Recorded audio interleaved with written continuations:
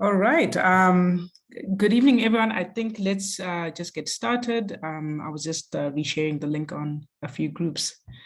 Yeah, so thank you so much, I think, for joining us today. We've got quite an exciting lineup and some exciting presentations, I think, coming up today. Our topic today will be focusing on antimicrobial resistance. So it's quite a big topic, and you'll hear from a lot of our speakers in terms of the importance and the role that we can also play as healthcare professionals. So we've got a diverse group of speakers. At this moment, I would just like to thank PRAAZ for just assisting us with this webinar and helping us use their Zoom link. So thank you so much, I think, for that, for PRAAZ. We deeply appreciate it. And I would also just like to thank our guest of honor who's present with us, Group Captain Munyaradzi Dobbie. He's our guest speaker from the Ministry of Health, and he's the focal person on AMR. So he'll be sharing some of the ZIM One Health AMR updates. And also coming up on the speakers, we've got Dr. William Wekwete. I think he's no stranger to most colleagues within the industry. So he has over 24 years experience in the assessment of human, veterinary, and complementary medicines.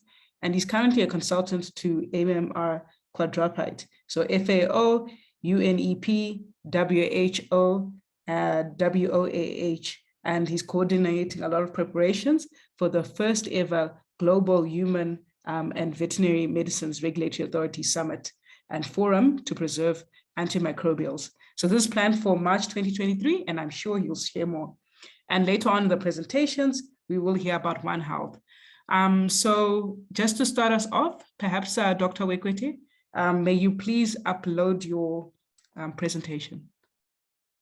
I'm sure your co-host. Thank you so much, Madam Chair, and thanks for the privilege from PRAAZ to make this presentation. I'll upload my presentation now. Just one moment. Thank you.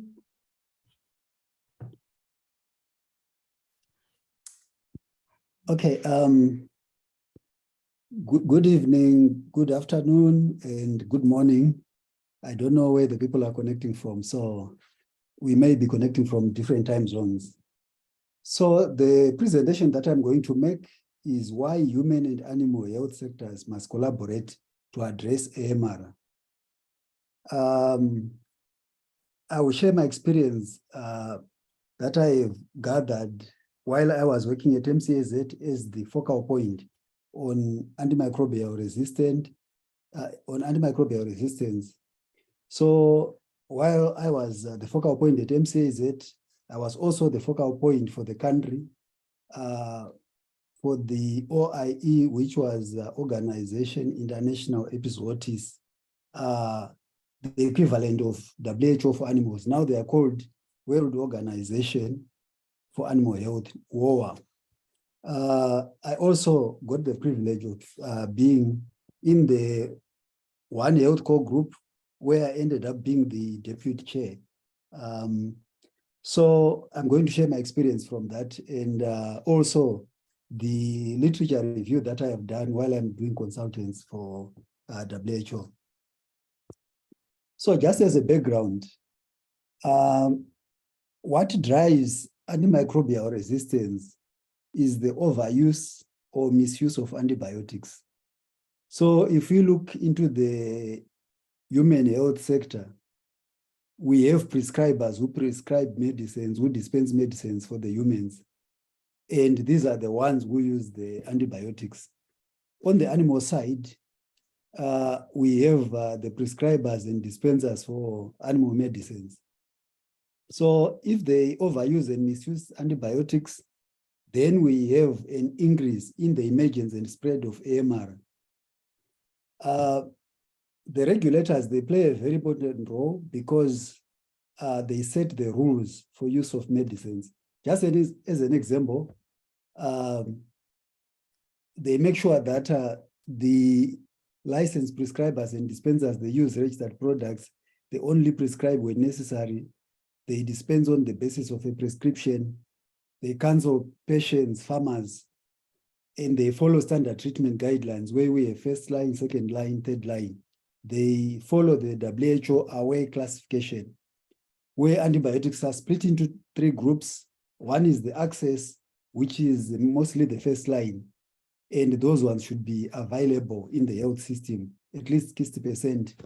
And then there is the watch, when the first class, the access, has not worked and laboratory diagnosis is done, then you can move to use the watch. And then there's the reserve list. This one is the last line, and it's mainly for multi-drug resistant organisms. And also the prescribers have to be aware of the guidelines that come from the quadripartite that Ms. Banderson has talked about. So for those who are not aware of the quadripartite, this is comprised of Food Agriculture Organization, FAO, United Nations Environment Program, the WHO, and the World Organization for Animal Health. These have standards on how to prevent AMR. So the regulators, I think we all know what regulators do. They review the package inserts and the summary of product characteristics for the medicines. They also classify antibiotics, whether they should be accessible over the counter or they are available on prescription, PP for humans and PP vet for animals. They license the persons and premises, they inspect the premises, and in case of non-compliance, they prosecute the non-compliers. So what is obtaining at the moment in most countries? So this is not about Zimbabwe. This is what is happening in most low middle income countries. So there is intra and intersectoral silos. So if we look at the human health, we have the medical doctors who prescribe, we have the nurses who look after the patients, and we have the pharmacists who dispense the medicines, and we have the patients. This is one team, but you would realize that there are silos when decisions are being made on how to use or access antibiotics. If we move to the animal health sector, there are the vets, the farmers, the people who sell medicines, and the people who sell animals. There are also, this is one team, but also there are silos which are there. But when we look at the microorganisms, like the salmonella that I'm showing at the bottom there, there is exchange. So a resistant organism that is coming from animals can move to and infect people. But also in the environment, you can have a resistant salmonella passing genes to another salmonella. And then those genes, so they share their resistance factors. So while there are silos in the human health sector, in the animal sector, the microorganisms and their resistance determinants, they spread within and between sectors. So just to show an example, when it comes to over-the-counter sale of human medicines, so the ideal setup is that the patient has to visit the doctor if they have an infection. The doctor does the diagnosis and they prescribe the medicine. And the doctor must follow the ADLIs and standard treatment guideline. They also have to follow the aware classification. They have to cancel the patient if they don't need an antibiotic. And then the patient who has a prescription goes to the pharmacy and they get their medicines and counseling.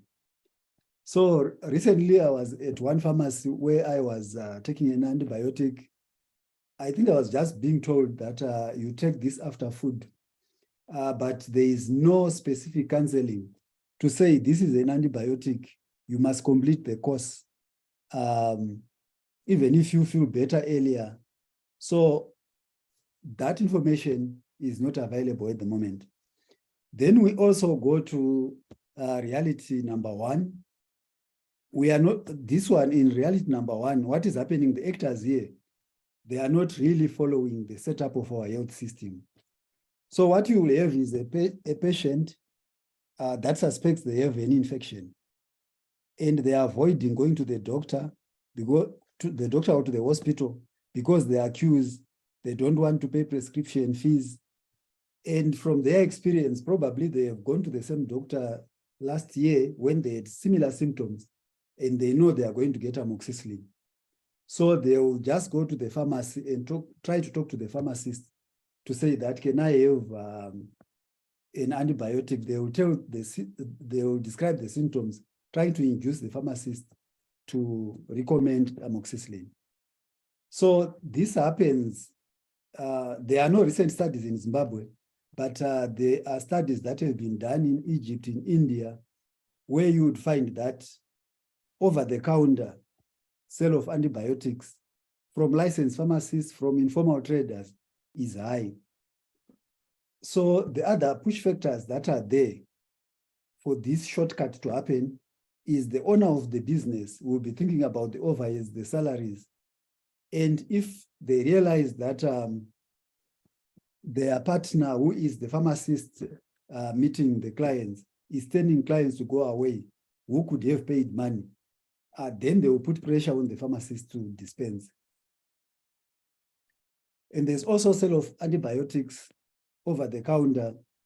By over the counter, we mean there's no prescription. And in this case, this is street sale of medicines. So for the people who buy medicines from the street, in their minds, they think they are saving money because they are avoiding health institution fees. They are avoiding long queues. They are avoiding loss of productivity.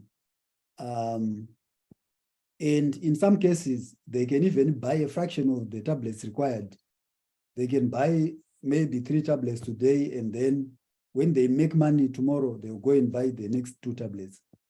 But what they don't realize is that there's a very high risk of SF medicines. And in low middle income countries, it is estimated that about 10.5% of medicines are SF medicines.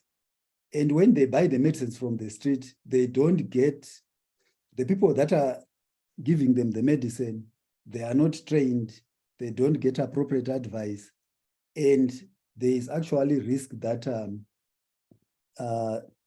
antimicrobial resistance will develop.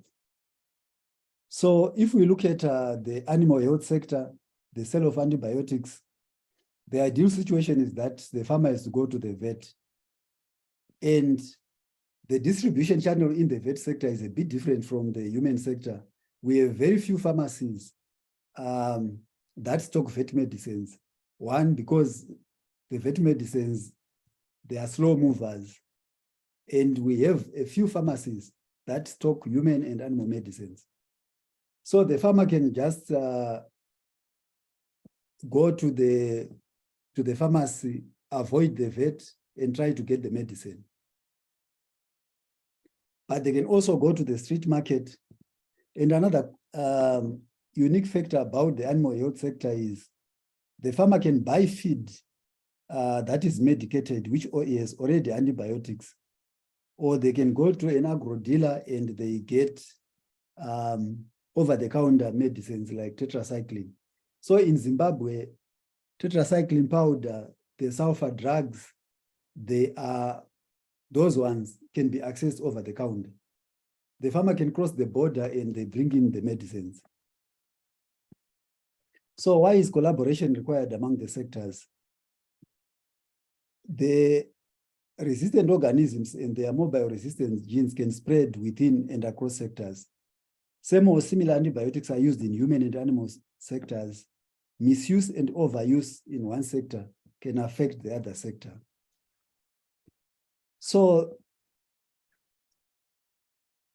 the example that I'm showing now, it's a complex issue that demands collaboration. So if there are people who are not convinced in this webinar that maybe the doctors, the pharmacists should talk to the vets, to the animal health scientists, I will explain why. So if we look at a medicine like colistin, it's a polymyxin, it's polymyxin E. It was used in human medicine, but discontinued because there were better products. But because right now the pipeline for new antibiotics is dry, the human medicine sector has gone back to products like polymyxin E. This is in the WHO medically important last resort antibiotic for multi-drug resistant E. coli and other bacteria. So for somebody who is admitted, they are in critical care, and a sample has been sent for microbiology, the organism that is infecting them is resistant to almost all the antibiotics that are available. Then the medical doctors and the pharmacists will now have to use polymyxin E. But when you look at the use of the same medicine in the vet sector, it is available for prevention and treatment of Salmonella and E. coli in rabbits, poultry, cattle, and sheep. So this prevention can actually include use of polymyxin incorporated in feed at subtherapeutic doses to prevent Salmonella and E. coli. So on the human sector, this is very critically important, but in the animal health sector, this product is not considered critically important, or the vets are not aware, or the farmers are not aware. And there is some literature which suggests that colistin resistance genes, the mobile colistin resistant genes, can be transferred between E. coli species. So there is a possibility that a person who is consuming meat from food animals can get infected by an E. coli that has already been exposed to colistin. When they become ill and they get admitted into the hospital, the doctors would want to use E. coli, colistin, but colistin will not work. Another example is that there is a drug called avopasin. For those who want the pharmacology, it's a glycopeptide antibiotic. And avopasin is a vancomycin analog. So use of avopasin in animals drive emergence of what is called as the vancomycin resistance enterococci. So avopasin is being used in animals, but already selecting for vancomycin resistance. So there is a commensal called Enterococcus faecium, which is in animals. And when it acquires that vancomycin A resistant genes, it can infect humans through food. So there is a risk that use of an analog of vancomycin in animals can actually drive resistance. And when somebody is admitted in the hospital and the doctors determine that this patient needs vancomycin, vancomycin is not going to work. For the cephalosporins, the second, third, fourth, fifth generation cephalosporins are used both in animals, both in humans and animals. And there's also transfer of resistant microbes or their genes from animals to humans. So what I would recommend is that people should consult the WHO medically important list and the WHO critically important list of veterinary medicines. So they discuss these issues about medicines that are critical for humans that are also being used in other sectors. So if there is very good stewardship in human health, but a poor stewardship or uncoordinated stewardship in the other sectors, then there is a risk that the human health sector is going to be affected by transfer of zoonotic organisms or the transfer of the genes of resistant organisms. When it comes to fluoroquinolones, in vet, there is a fluoroquinolone called enrofloxacin, which is available over the counter for use in chickens. And the target organisms are Pseudomonas aeruginosa, and Klebsiella, also E. coli. So if you consult the two documents that I have mentioned, the WHO medical important lists, they used to call it WHO critically important lists of antibiotics, but recently they have changed the name to WHO medical important lists of antibiotics. The World Organization for Animal Health is calling theirs the critically important list of vet medicines. So if you read the two documents, they would say that the vets can still use fluoroquinolones for treatment after a vet's diagnosis, and they have to follow the treatment instructions. What it means is there is diagnosis, probably there's also lab backup to identify the organism, and then there's duration of treatment and withdrawal periods. So it's treatment that is directed by an expert.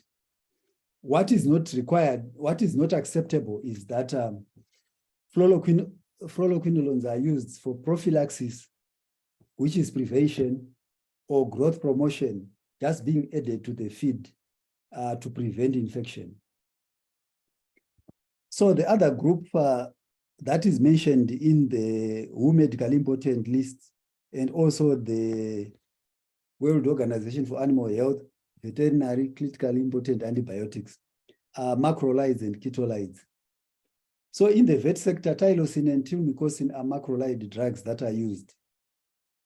And as those are being used, there is the same mechanism of resistance to tylosin and tilmicocin as the one for azithromycin. And the macrolides are used for treatment, but also prophylaxis in animals. So if the farmers and the feed manufacturers are using tylosin, tilmicocin for prevention, it means that it poses a risk on the human health sector that azithromycin might not work during the when they are treating infections. I have to acknowledge Prof. Nyazema. So I want to mention these organisms called escape organisms. So these are multi-drug organisms that wreak havoc in pediatric and adult chronic care wards. They are called escape organism. I think this is a nice acronym because they escape established treatments. So you have E. coli, which will be found in the hospital environment. So maybe there is poor infection, IPC, infection prevention and control. And there's also Staphylococcus that is resistant to most of the antibiotics. There's Klebsiella pneumonia. You realize that for kids who are in the incubators, maybe they are premature and they are in the incubator, they may just get Klebsiella infection. And when they try to treat with the known antibiotics for Klebsiella pneumonia, it will not work. And then they'll realize that this is a multi-drug resistant organism. And then there is Acinetobacter baumannii. This one, the name itself, I think most people would not recognize it because it's usually a commensal. But for patients who have stayed in the hospital for long, they can be infected by this organism. And usually it will be resistant to most of the antibiotics that are used. There is the Enterococcus faecium and fecalis. Initially, I had mentioned that,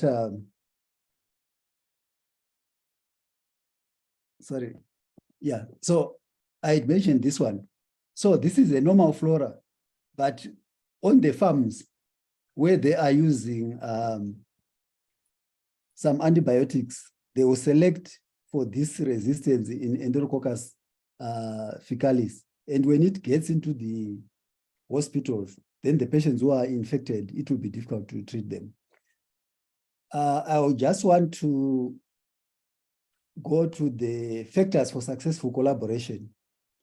What is important when you are collaborating with other sectors? One is to understand how antimicrobials are being preserved, misused, or overused in your sector.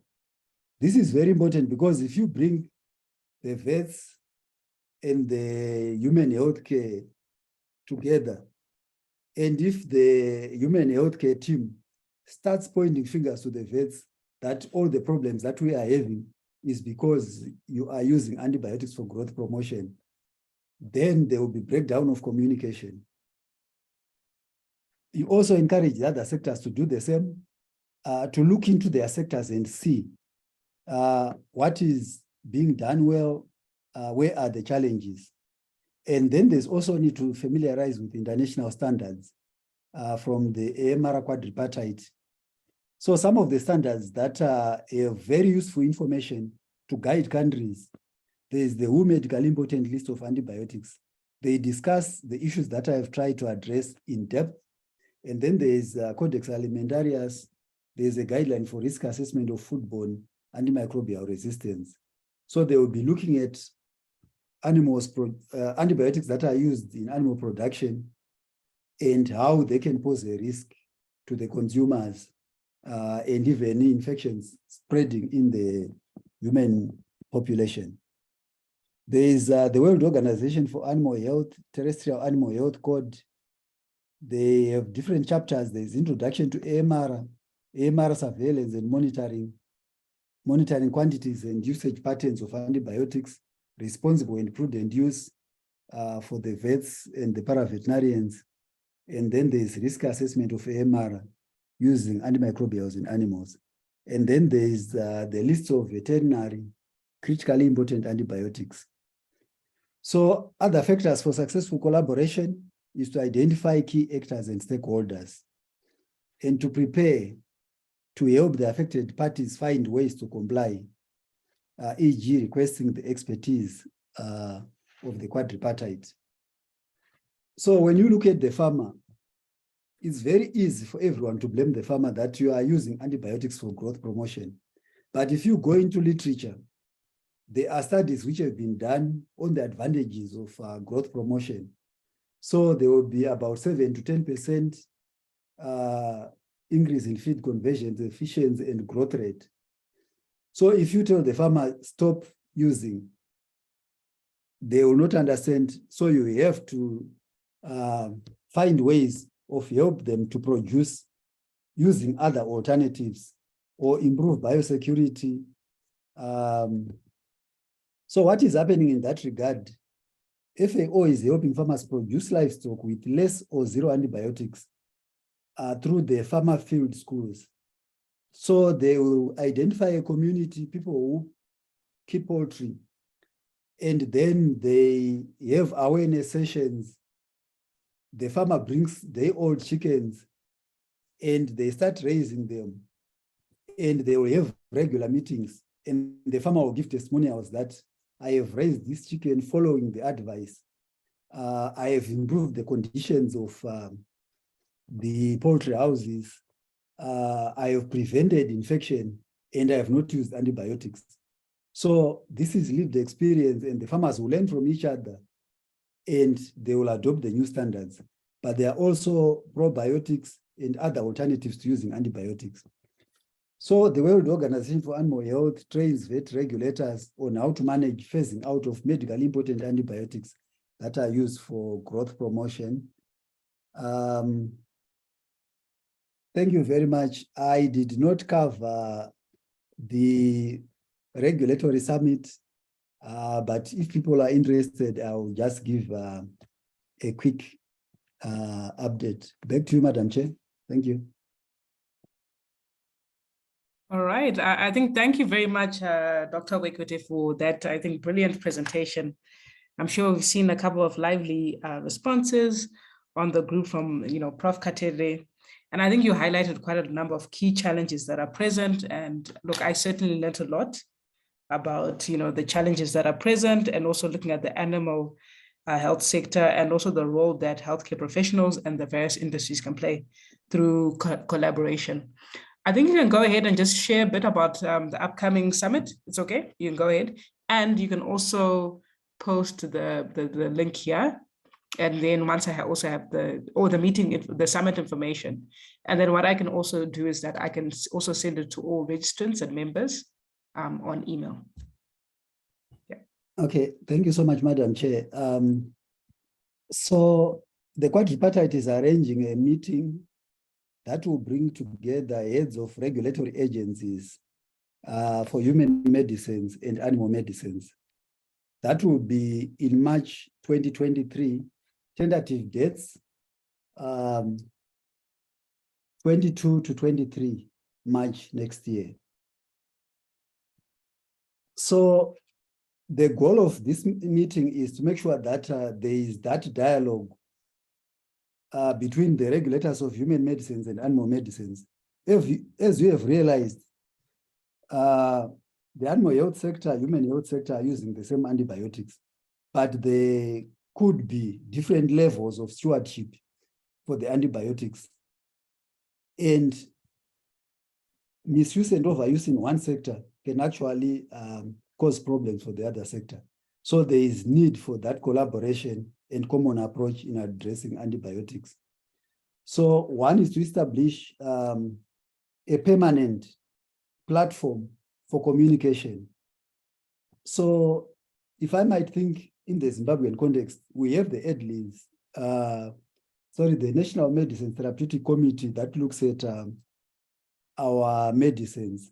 But when they discuss antibiotics, it might be necessary in the future for them to consider asking the vets to bring the list of antibiotics that they use and then do risk assessment. If there's a very important antibiotic for humans, which is being used for a low priority thing like growth promotion, then there must be some discussions on how to phase use of that antibiotic for growth promotion and look at other alternatives. So in preparation for that summit next year, the quadripartite has a number of consultations with stakeholders. So there are consultations with human prescribers and dispensers. But what will be happening is it will not be every human prescriber and dispenser. The professional associations. So for the doctors, there is the World Medical Association. For the pharmacists, I think there is the International Federation of Pharmacists that has been invited to those meetings. And then the vet prescribers and dispensers, that's the second group. Then there's civil society, there's industry, the companies that manufacture human medicines, animal medicines, and also the feed manufacturers. And then lastly, there will be meetings with the human medicines regulator on their own, and then another meeting with the vet medicines regulators. What you'll find in some countries, we have medicines being regulated under Ministry of Health, vet products under Ministry of Agriculture or Ministry of Environment. Right. So thank you so much. Okay, Dr. those are ongoing. Thank you so much, Becky. Yes, no, thank you so much. I think there's plenty to share, and unfortunately, I think it's just not enough time. But what you can do just for the attendees is that you can post the meeting information in terms of the tentative dates in our chat box, and then I'll also coordinate with you so that I can also circulate to the PRAAZ members and all the attendees who've come to this meeting. So if we can move on and just go to the next presentation. And then Dr. Wekwete, please just stay on board so that we can engage you when it does come to the discussion segment that we will have. Okay, so next up, I hope Dr. Mashe is here. All right, so unfortunately, Dr. Dobbie has just advised that he's unable to attend. He has another engagement, but he has sent a representative who is currently here with us. So we have Dr. Tapfumanei Mashe. So he's the AMR Projects Coordinator. So he's going to give us some insights into the Zim One Health AMR and just give us some of the updates and just also let us know what role that healthcare professionals can play. Dr. Mashe, are you able to share your screen and your presentation?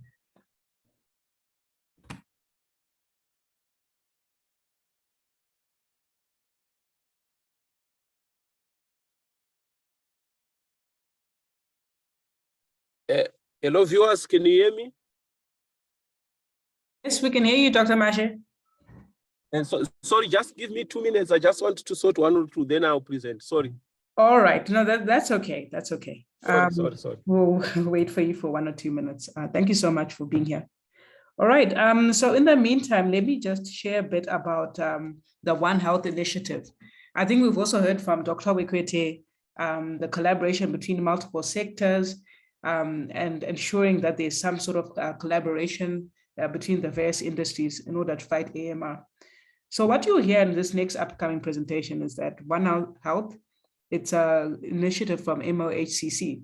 So it's in collaboration with Ministry of Agriculture, Ministry of Environment, and then One Health is there as an integrated and unifying approach to balance and optimize the health of people, animals, and the environment. So it's quite an important initiative that we need to be involved in. So it's important to prevent, predict, detect, and respond to global health threats when it comes to AMR and zoonotic diseases. So AMR is really a huge global problem. So that requires urgent action from us, I think, and as healthcare professionals, people in industry, policymakers, and the health community to avoid preventable deaths. Just a small statistic, and I did share it when I sent the information about the webinar. So in 2019, there were 1.27 million deaths that were direct results of AMR. So meaning that drug-resistant infections killed more people than HIV/AIDS, which led to 864,000 deaths, or malaria, which had 643,000 deaths. So I think it's a very important topic. So I'm sure Dr. Mashe will share a lot more with us, and you can find out more. I think, Dr. Mashe, are you now ready? Yeah, I'm ready. Yeah. Okay. Are you able to share your screen? Yeah, let me share my screen now. All right. Thank you very much. All right. So people, do get your questions ready. Any questions, just type in the chat box. Sorry for the delay. You can go ahead. I think, Dr. Mashe, you can start your presentation. Okay, so we'll go on to the next presentation, then have a short discussion afterwards. Thank you so much for being with us, and we really appreciate you taking your time. All right. Okay. Thank you so much for allowing me time to present on behalf of Dr. Dobbie, who has assigned me to present on his behalf. You are supposed to be here, but due to emergency, they've given an assignment to present on his behalf. So this presentation was prepared by him. I'm just going to read and share with you what we are currently doing as a country. So I'm going to present on this topic, which is Zimbabwe One Health AMR program. So let me start. I'm going to divide the presentation into 2 parts. The first part is going to be a knowledge check, just to see how people understand AMR in general. Then I'll go deep to share with you what we are currently doing as a country in terms of antimicrobial resistance. So the first part, which is the knowledge check, I have a question which I think people are going to. So sorry, Dr. Mashe, to interrupt, but we seem to be having some network challenges, as in you're going up and down. Sorry, so we cannot hear.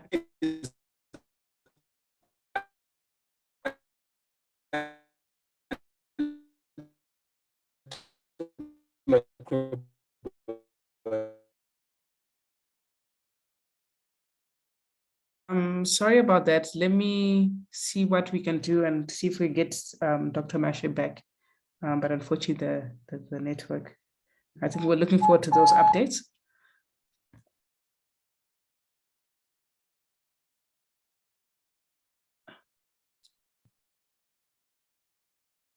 Sorry, while we're waiting for Dr. Mashe, does anyone have a question? Sorry for Dr. Wekwete in the meantime, while we're waiting for Dr. Mashe to just get back on so we can get the updates from the government. Oh, okay. Actually, sorry, Dr. Mashe is back. I'm back online. All right. Thank you. So the network is bad.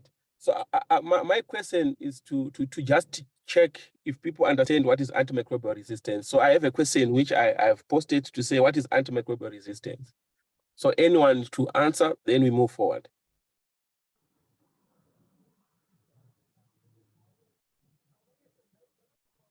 Hello, Nyasha. Sorry, yes, anyone can answer? Does anyone want to answer? Please, can we help out our guest speaker? Okay, because of time, let me just post the answer. All right, it's fine. Thanks. Okay. So, AMR occurs when a bacteria, virus, fungus, or parasite change over time and no longer respond to medicine, making infection harder to treat. As a country concerning the program. So these are the key stakeholders which we have currently, but we intend to expand and include other key stakeholders. So far, currently, we are working with the Minister of Health, we are working with the Minister of Environment, we are also working with the Minister of Agriculture. So agriculture, we have divided into two, the animal health and also the plant health side. So these are the three key ministries that we are currently working with, but we intend to expand to include Minister of Tertiary Education, Minister of Primary Education, Minister of Local Government, to include others, even including the Minister of Finance. But currently, these are the key ministries that we are working with under this AMR program. Let me just share with you the organogram. So this is the organogram that we have. We have 3 permanent secretaries who are responsible for this program. The permanent secretary for Minister of Health, the permanent secretary for Minister of Agriculture, the permanent secretary for Minister of Environment. Under the permanent secretaries, we have what we call chief directors, who are the focal points for each ministry. So under the Minister of Health, the focal point for this program is Dr. Dobbie, who is assigned me to present on his behalf. Then we have also a chief director under the Minister of Agriculture, the Directorate of Veterinary Services. We also have another chief director under Minister of Environment. Under these chief directors, we have what we call One Health Secretariat, where we have different coordinators for each ministry. That's where that's where I work from. So we have the coordinator for Minister of Environment, we have the coordinator for Minister of Agriculture, we also have the coordinator for Minister of Health. These are some of the technical working groups that we have under this big program. We have a technical working group for education and awareness. We have a technical group for surveillance, we check surveillance of resistant organisms. We also have a technical working group for infection, prevention, control, and biosecurity. Then also have another TWG for rational use, which you pharmacists and also those people who are interested can fit well in this TWG. All these TWGs or all these technical groups are embedded in our National Action Plan. I have already beamed the one that we have, the current version, which spans from 2017 to 2021. Then we need also to review that one. So this is what we have in terms of the structures. I have already shared with you which ministries are involved, which the organogram, and these are the TWGs that we have under this program. Then what we have done in terms of resource mobilization was that when we did our National Action Plan, we costed it, and the cost for this action plan to implement it was 46 million. Then we started now doing a resource mobilization. We didn't even have a cent. So the first grant that we got was a grant called WHO AGISA project, which we got 70,000 from WHO to kickstart a surveillance project, which was focusing on foodborne pathogens. Then from there, we were fortunate enough to get another bigger grant, which is the Fleming Fund grant, which came from the UK government, and this was £4 million. It translated to 5.3 million US dollars. And this grant is focusing on capacitating 14 laboratories, 7 from the human health side, 5 from the animal health side, 1 from environment, and 1 from food. Then we also got an additional grant on top of the 70,000 from WHO, which was now focusing on extended spectrum beta-lactamase producing E. coli, and we were checking colonization. We're also checking where it is and how it is moving from one environment to another. So this one was focusing on the animal health side, the human health side. On the human side, we're working with pregnant mothers, and also in the environment, we're collecting water sources and sewage samples. Then, additionally, in 2021, we also got another grant, which is called the Mod Partner Trust Fund Grant, which is MPTF grant. This grant was at a tune of 1 million, and I'll share with you programs that we are doing with these grants. So under the Flaming Fund grant, these are some of the activities that we are focusing on. We are doing a laboratory infrastructure enhancement, where we are automating the laboratory by doing automating the microbial identification. We are also automating blood culture machines. We are buying solar plants for the labs. We are also doing some boreholes so that they also have backup water. We are strengthening human resource. We are doing surveillance system strengthening. We have also built a foundation for surveillance data use. We are promoting rational use of antimicrobials, where we are trying to establish what we call hospital therapeutic committees for each hospital. So these are some of the activities that we have done so far with the grant that we received from the Flaming Fund grant. This is an AMR unit lab that we have at the National Reference Lab. Those who would like to visit, you can visit and see this lab. It's a state-of-art lab that we have renovated and put some state-of-art equipment in this lab. These are some of the labs that we have renovated: Victoria Chitebo, National Reference Lab, Mpilo, Salimugabe, Parenyatwa, just to mention a few. Then with the Multi-Partner Trust Fund grant, these are some of the activities that we have done. One was to promote use of alternatives, and the focus was on vaccines. And I'm happy to share that we have produced a Theilerlia vaccine.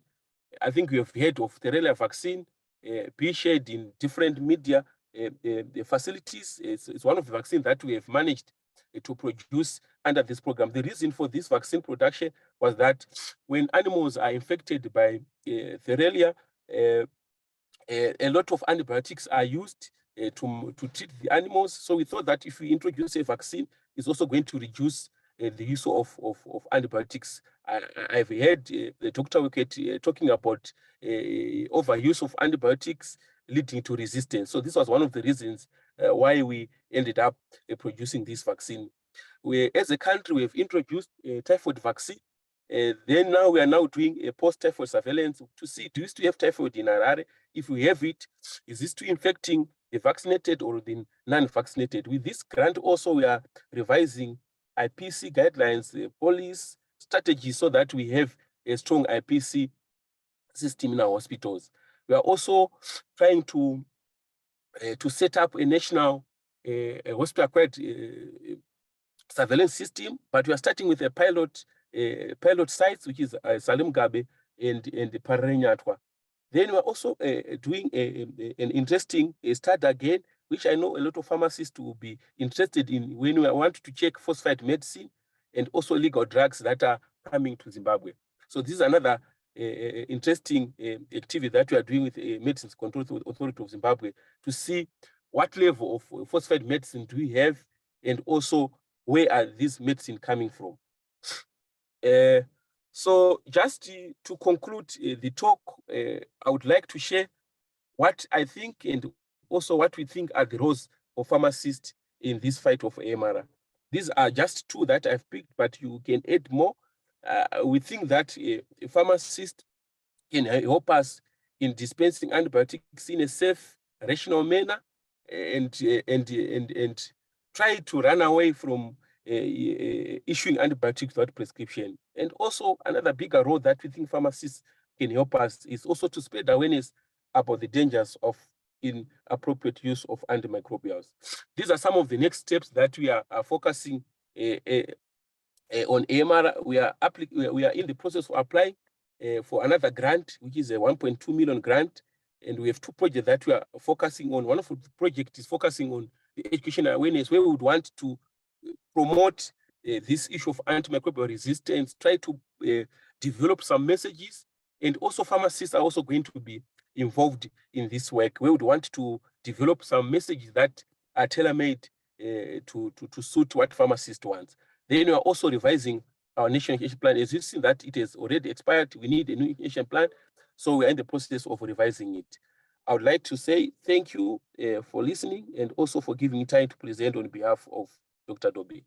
Over to you, Nyasha. Thank you very much, I think, Dr. Mashe, for that wonderful presentation. I think plenty of insights there.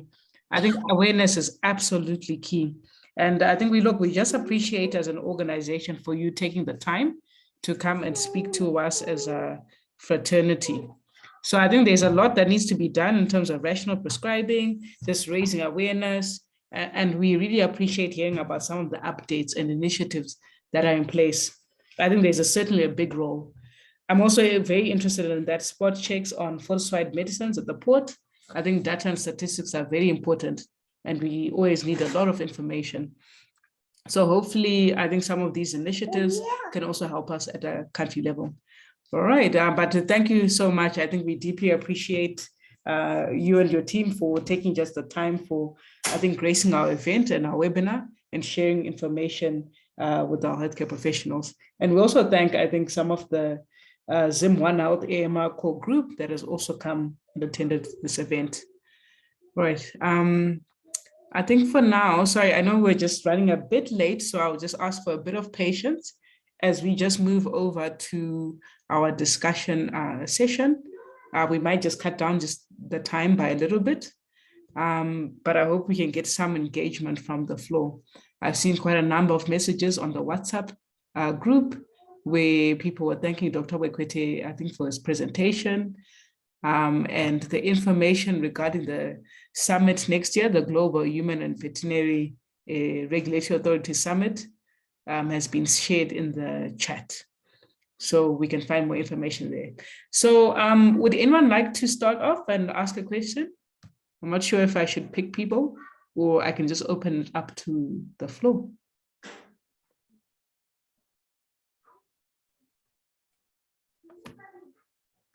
Hi, Nyasha, Farai here. Yes, hi Farai, how are you? Go ahead, Good, you can ask your question. Thanks. Okay, thank you. So I think mine is more related to the issues that Dr. Wekwete is mentioning.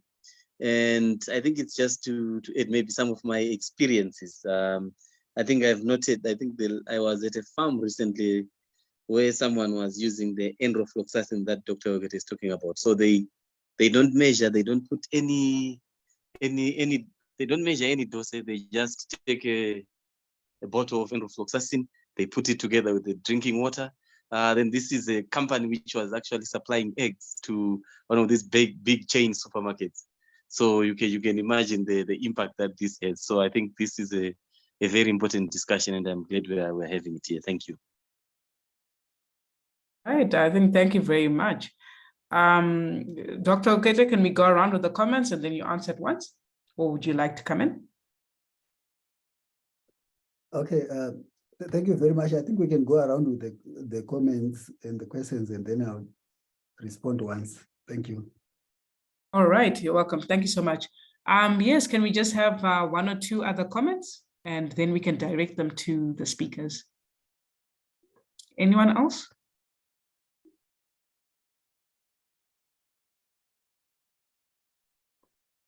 Nyasha, I can see there's one question in the chat which Alice is asking to say, was the Ferrelia vaccine registered? Okay. All right.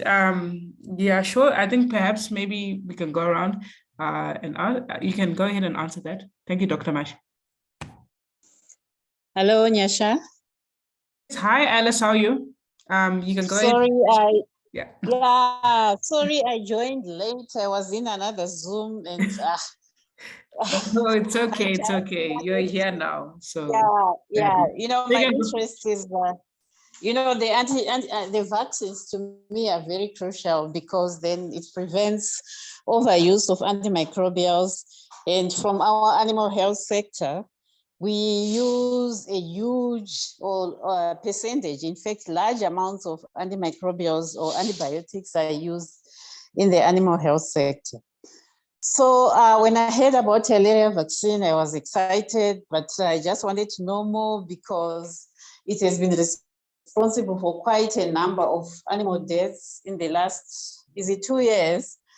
And I know a lot of people's heads have been wiped away by malaria.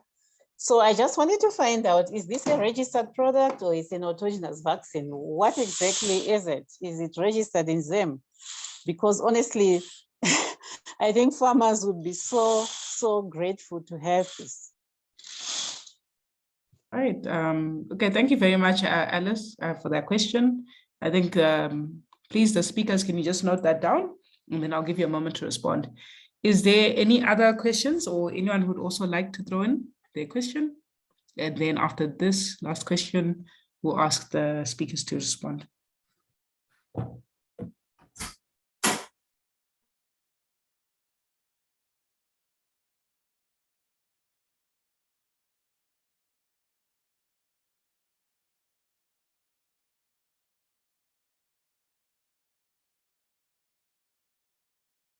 All right.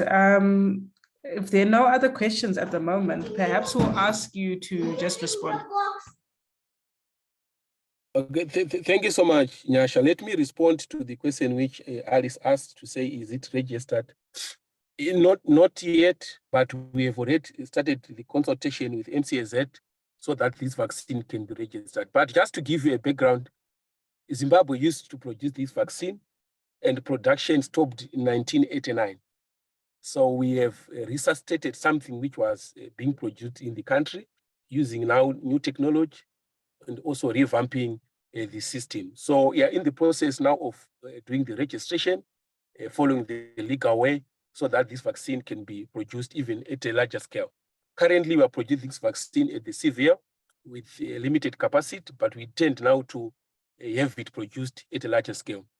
Just to tell you that we have produced about more than 20,000 doses, which we are going to do a trial vaccination next week in Makoni District, and the guest of honor is the Permanent Secretary of Ministry of Agriculture.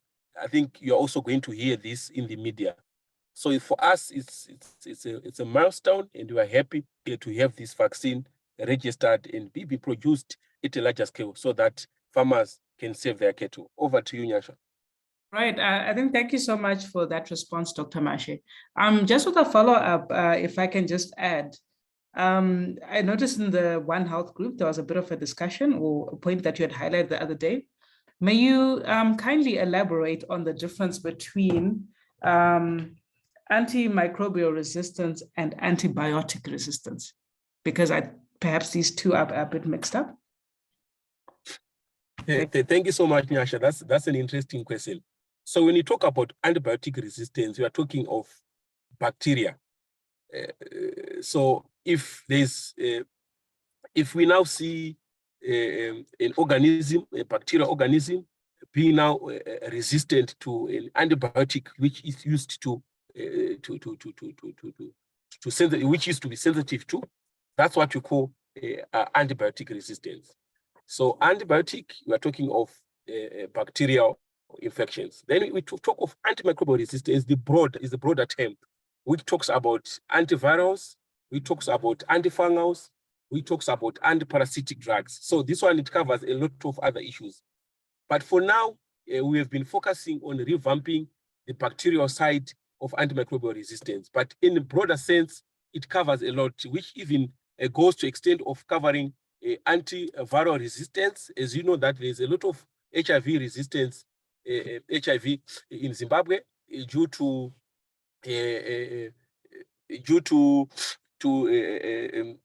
adherence issues by patients, which is leading to HIV resistant circulating. So this is the broader part. So when you talk of antimicrobial resistance, we are talking in general, we're talking of antivirals. We have a lot of anti-malaria resistance. We have a lot of antifungal resistance. We have a lot of, and this covers not human health only. It also even covers animal health. It covers plant health. For all information, when we are doing our farming activities, we are using also anti-fungicides to treat blights. And if you check with the farmers currently, the anti-fungicides they used to use before, they're no longer working. There's also anti-fungal resistance in the plant health sector. So this is a lot of, that's why we are saying that this issue needs a lot of people to be involved. I think Dr. Wekwete talked about it, saying we need to collaborate with farmers, we need to collaborate with environmentalists, we need to collaborate with the pharmacists, we need to collaborate with the nurses. Everyone else needs to be on the board, because antimicrobial resistance covers a lot of aspects, and it's a broad issue. As we have said that antimicrobial resistance is now killing more. So if you check on those statistics, Nyasha, the interesting part is that it was only 5 bacterial pathogens. Can you imagine that? It was just 5 bacterial pathogens, which caused 1.27 million deaths in 2019.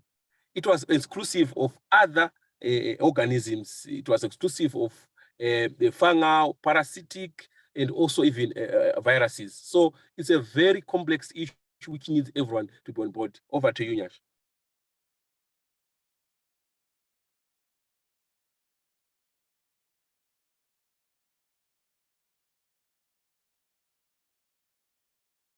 I said, thank you, Dr. Mashe, I think for that response.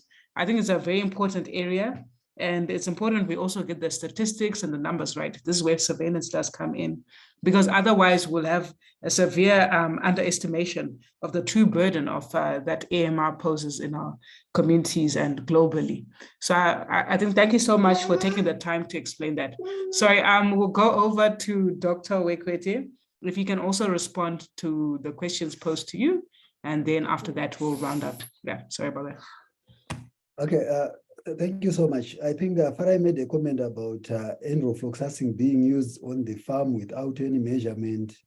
And then that farm was supplying eggs, which were sold in big supermarkets. So that is the reality on the ground. This is why I was saying that within each sector, you have silos.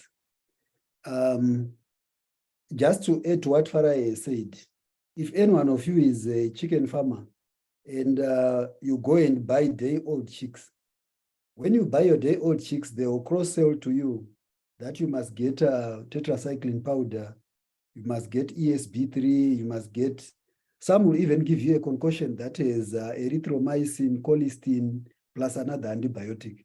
So this is the reality that is ongoing at the moment.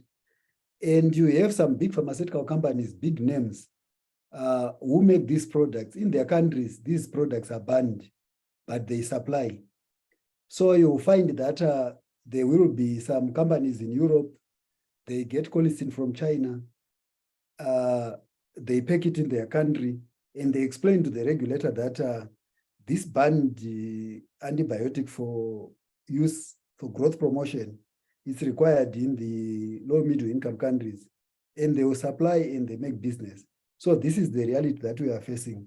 And we have to bring our heads together, as Dr. Mashe was saying, and make sure that we discuss issues and resolve them.